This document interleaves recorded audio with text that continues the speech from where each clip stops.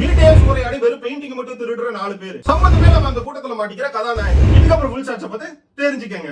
இன்னைக்கு அப்படி ஒரு ராபரி த்ரில்லர் படத்தை பத்தி பேச போறோம். இந்த படத்தோட பேரு எக்கோ பூமர்ஸ். இன்கேஸ் இந்த படத்தை நீங்க பாத்தீங்க உங்க ஃப்ரெண்ட்ஷிப் ஷேர் பண்ணுங்க. பார்க்க வேண்டிய படங்கள் தான் நம்ம ரிவ்யூ பண்றோம். பார்க்காதவங்க பாத்துங்க. சோ இந்த படத்தோட ஒரே ஸ்டோரினா தன்னோட மச்சான் வந்து ஊர்ல மிகப்பெரிய வேலை செஞ்சிட்டு இருக்காரு. அவர் செட்டில் ஆயிட்டாரு. அவர மாதிரி நானும் போய் அந்த மிகப்பெரிய வேலை செஞ்சு செட்டில் ஆகணும்னு சொல்லி கிளம்பி வர கதாநாயகன். சோ வந்த இடத்துல தன்னோட மச்சான் வந்து வீட்டுக்குள்ள போய் திருடி வெறும் பெயிண்டிங் மட்டும் தூக்கிட்டு வர ஆளுங்கிறது தெரிஞ்சதும் இவர் வந்து பேக் அடிக்கிறாரு. அதாவது நான் வந்து ஆர்ட் கேலரிஸ்ட், அதாவது ஆர்ட்டோட வேல்யூ தெரிஞ்சவன். சோ அதனால நான் இந்த மாதிரி திருட்டு வேலையெல்லாம் செய்ய மாட்டேன்னு சொல்லி பேக் அடிக்க அந்த 4 பேர்ல ஒருத்தர் வந்து இவரை மண்டை கழுவுறாரு. என்னன்னா ஒரு பெயிண்டிங்காக ஒருத்தர் வந்து இவ்வளவு செலவு பண்றானா அவன் வந்து இன்சூரன்ஸ் பண்ணி வச்சிருப்பான். அதை கவர்மெண்ட் கிளைம் பண்ணி கொடுத்துரும். இந்த பெயிண்டிங் வந்து திருடுனால எந்த தப்பும் கிடையாது. பிகாஸ் நம்ம வந்து எக்கனாமிக் வைஸ் டவுனா இருக்கோம். சோ அதனால திருடலாம்னு சொல்லி 4 பேரா இருந்தது 5 பேரா சேர்ந்து திருட ஆரம்பிக்கிறாங்க. சோ அதுக்கப்புறம் என்னென்ன மாதிரி பெயிண்டிங் எல்லாம் திருடுறாங்க, என்னென்ன மாதிரி கேஸ்ல எல்லாம் மாட்டிக்கிறாங்கிறத இந்த படத்தோட ஒன்லைன் ஸ்டோரி செம்ம இன்ட்ரெஸ்டிங்கா இருக்கும். ஃப்ரீ சோர்ஸ்ல கூகுள்ல தமிழ் டப்ல இருக்கு. நீங்க தாராளமாக டவுன்லோட் பண்ணி பார்க்கலாம்னு சொல்லிட்டு இந்த படத்தோட scenes no double meaning scenes நீங்க தைரியமா டிவில போட்டு பார்க்கலாம்னு சொல்லிட்டு ஃபார் மோர் இன்ட்ரெஸ்டிங் வீடியோஸ் நம்ம சேனல் ஃபாலோ பண்ணுங்க, சப்ஸ்கிரைப் பண்ணிருங்கன்னு சொல்லிட்டு இத நான் கிளம்புறேன்.